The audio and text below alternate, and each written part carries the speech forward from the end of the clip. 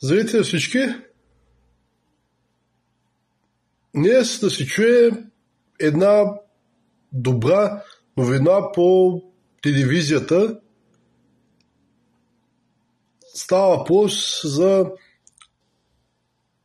това как лично Папа Франциск благославя ресторант в Аржентина, в който работят и хора с аутизъм.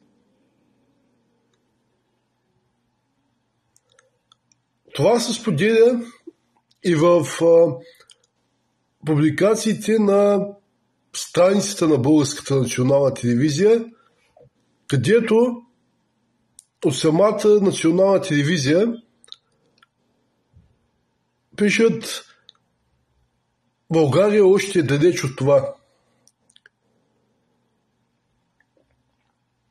Аз искам да кажа, че заради това, че България е останала далеч от това,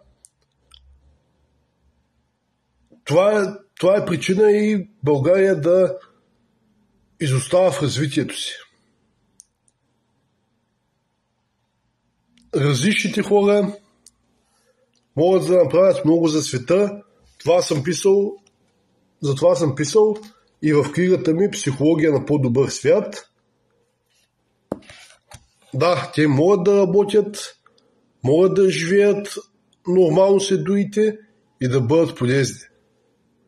Става въпрос за отношение и внимание. Някои ще питат: добре, колко работа ще вършат, за да им се дават заплати? Те ще вършат и повече работа от някои други.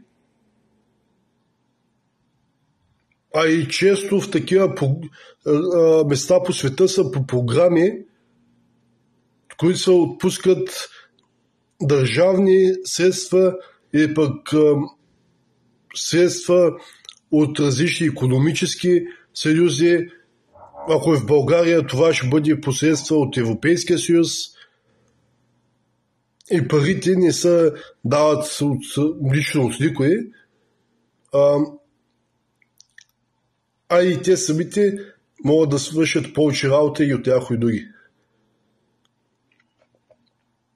И задължително трябва да казваме не защото съм по-прост, но защото благополучието на другия е добро и за мен.